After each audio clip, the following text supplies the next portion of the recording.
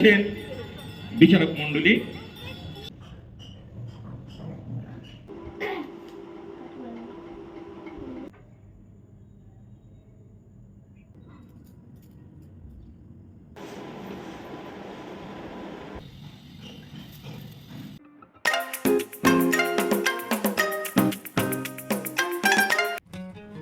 নমস্কার সবাইকে, আমি পিকু।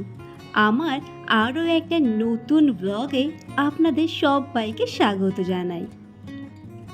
আজ সোমবার, আর আজ একটা বিশেষ দিন। সবাই নিঃসন্দেহে জানেন, আজ হলো শুভ জন্মাষ্টমী। এই শুভ জন্মাষ্টমীর শুভেচ্ছা জানিয়ে এখন থেকে আমি কিন্তু আমার ব্লগটা শুরু করে দিলাম। আর এই দেখুন, আমার নীলকণ্ঠ গাছে কেমন সুন্দর 3টে ফুল ফুটেছে। সেই জন্য আজকে এই ফুল দিয়েই আমি শিব ঠাকুরের পুজো করব। আর বাদ বাকি ফুলগুলো আমার কিন্তু কিনে আনাই। মাত্র 3টে নীলকণ্ঠ হলো আমার গাছের ফুল। আর এবার চলুন তাহলে পুজোটা শুরু করে দিই। আমরা কিন্তু অনেকেই অনেক কিছু জানি না। সত্যি আমাদের জানার কিন্তু কোনো শেষ নেই। এই যে শিব ঠাকুরের জলের ধারাটা কোন দিকে ফিরে রাখলে শুভ হয়, সেটাই কিন্তু আমি আপনাদের সবার সাথে শেয়ার করছি। আসলে আমরা জানি না শিব ঠাকুরের জলের ধারাটা কোন দিকে রাখতে হয়। সাধারণত উত্তর দিকে মুখ করে শিব ঠাকুরের জলের ধারাটা রাখতে হয়। আর এটা কিন্তু আমি ইউটিউবের একটা ভিডিও দেখে জানতে পারলাম। পুজো শেষে আমি কিন্তু আমার রান্না বসিয়ে দিয়েছি। আর আজকে সকালে আমি বানিয়েছিলাম কাবলি চানার তরকারি। আজ অবশ্য আমাদের নিরামিষ না, পেঁয়াজ রসুন দিয়ে এই কাবলি চানার তরকারিটা কিন্তু আমি বানিয়েছি। আর এটা হলো আজ সকালে আমার মেনু, মুড়ি আর কাবলি চানার তরকারি। কে কে মুড়ি খেতে ভালোবাসো কাবলি চানার তরকারির সাথে, অবশ্যই কিন্তু কমেন্ট করে জানিও। আমি আবার আলাদা করে একটু ঝুরি ভাজা নিয়ে নিলাম, কারণ এটা দিয়ে খেতে আমার বেশি ভালো লাগে। গুড মর্নিং সবাইকে, আর শুভ জন্মাষ্টমীর শুভেচ্ছা জানিয়ে আজকের ব্লগটা আমি কিন্তু শুরু করলাম। আজ সকাল সকাল সব কাজই হয়ে গেছে, মানে এখন ভাতটা রান্না হচ্ছে, বাট পুজো করা, ঘর বাড়ি পরিষ্কার পরিচ্ছন্ন করা, আর ইয়োকে একটু পড়তে বসানো, সামান্যর জন্য ফুল আনতে গেছিলাম বাজারে। অনেকগুলো কাজ করা হয়ে গেছে। যেহেতু আজ শুভ জন্মাষ্টমী, তার উপরে আজকে সোমবার, আর সব থেকে বড়ো কথা হলো আমার গাছে নীলকণ্ঠ ফুল ফুটেছে। সেটা অবশ্যই আমি শেয়ার করেছি। তো প্লিজ সবাই দেখবেন, ভিডিওটা স্কিপ না করে, তাহলে আমার অবশ্যই ভালো লাগবে। আর হচ্ছে এখনও খাইনি, এই যে নিয়ে বসে গেলাম। সকালবেলায় ঘুম থেকে উঠেই আমি কিন্তু এই কাবলি চানার তরকারিটা করেছি। তারপরে এই এখন 11টা বাজে খাচ্ছি। রিওর খাওয়া দাওয়া হয়ে গেছে, আর এখন 11টা বাজে, কিন্তু 12টার সময় আসবে রিওর ড্রয়িং স্যার। তো ভাবছি ড্রয়িং স্যারকেও একটু দেবো কাবলি চানা তরকারিটা। রিওর ড্রয়িং স্যার চলে এসেছে, আর স্যারকে জিজ্ঞাসা করে আমি একটু পেঁয়াজ কুচি আর লঙ্কা কুচি ঝুরি ভাজা দিয়ে স্যারকে দিয়ে দিলাম। এখন বাজে বিকেল 5টা, আর আমি কিন্তু রিওকে নিয়ে বসে গেছি একটু বই পড়াতে। কারণ যেহেতু সামনে ওর এক্সাম আছে, তারপরে সন্ধেবেলা ও যাবে টিউশনি পড়তে, তো সেই জন্য আমার পড়াটা আর করানো হবে না।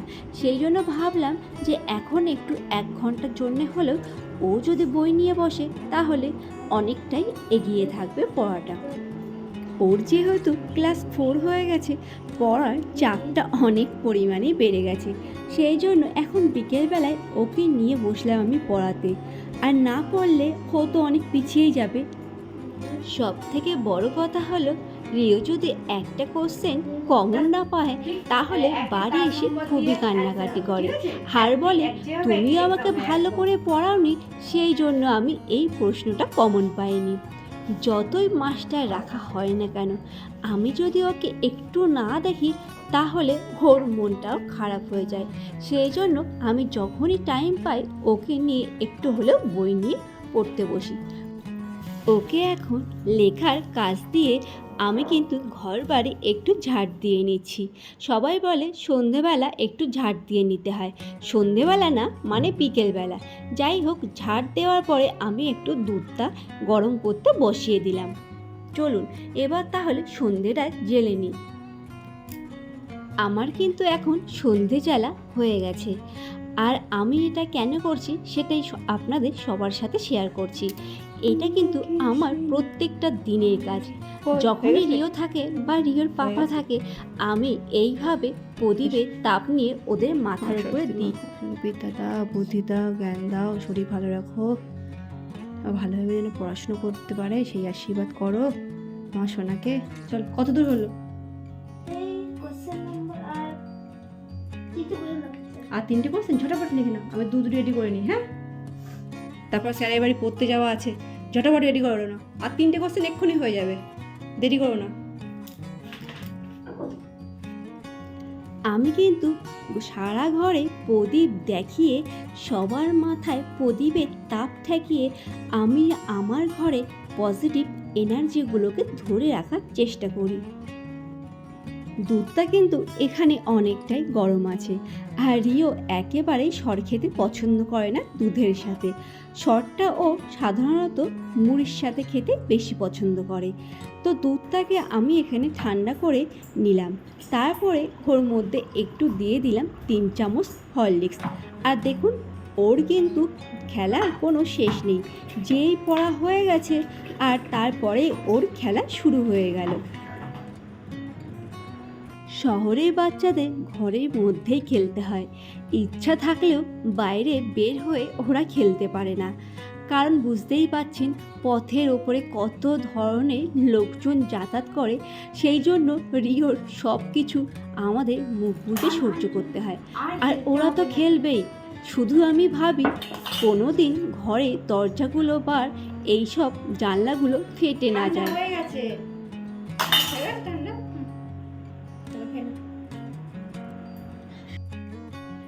আর এইভাবে মাথা আশ্রিয়ে আমি কিন্তু প্রত্যেকটা দিন রিওকে রেডি করিয়ে দিই। তারপরে চশমাটা ভালো করে মুছে ওর চোখেও পরিয়ে দিতে হয়, তা না হলে ও চশমা না মুছেই চলে যাবে আর মাথা না আশ্রিয়েই চলে যাবে।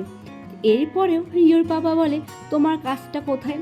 সত্যি কথা বলতে এইসব টুকিটাকি কাজগুলোকে কেউ আমরা ধরিই না, কিন্তু এইগুলো তো সময়ের মধ্যেই পড়ে, মানে 24টা ঘন্টার মধ্যেই এইসব কাজগুলোকে আমাদের করতে হয়। এই হয়ে গেছি, এখন বাজে সন্ধ্যে 7টা, আর রিওকে আমি নিয়ে যাচ্ছি টিউশনি পড়াতে। চলো চলো চলো চলো চলো।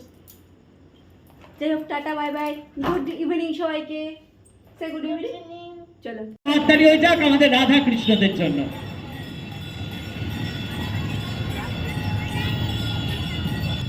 আমাদের রাধা সাজ এবং কৃষ্ণ সাজ প্রতিযোগিতা আমরা শুরু করছি। আমাদের মধ্যে হাজির আছেন বিচারক মণ্ডলী।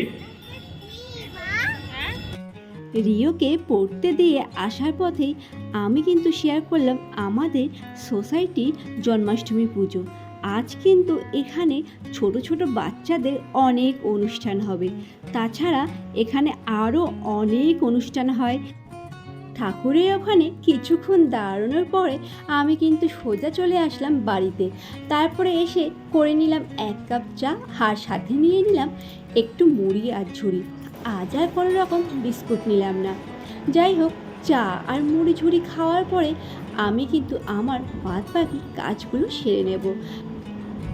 একটু জামা কাপড় গুছিয়ে রাখা, আর কাল যেহেতু রিওর স্কুল আছে, ওর স্কুলের ইউনিফর্মগুলো একটু আয়রন করে নেব, সাথে আমার জামাগুলোও আয়রন করে নেব। আবার কাল থেকে সেই 1 সপ্তাহের জন্য স্কুল শুরু। আজ তো কোনো রকমে একদিন ছুটিই ছিল, সোমবার জন্মাষ্টমী উপলক্ষে ছুটিই ছিল, তো কাল থেকে আবার শুরু সেই জার্নি। চলুন এবার তাহলে আমি আয়রনগুলো ঝটাপট করে নিই। এইসব আয়রন সেরে আমি কিন্তু আবার রিওকে আনতে যাব।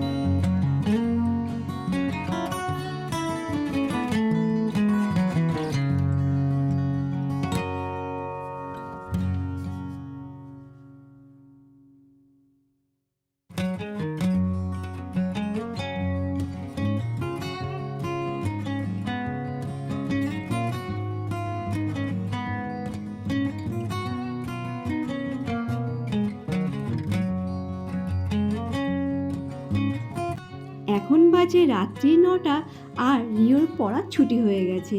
আর আজকের ব্লগটা আমি কিন্তু এখানেই শেষ করলাম। কেমন লাগলো আজকের এই ব্লগটা প্লিজ সবাই কমেন্ট করে জানাবেন। ভালো থাকবেন সবাই। শুভরাত্রি সবাইকে।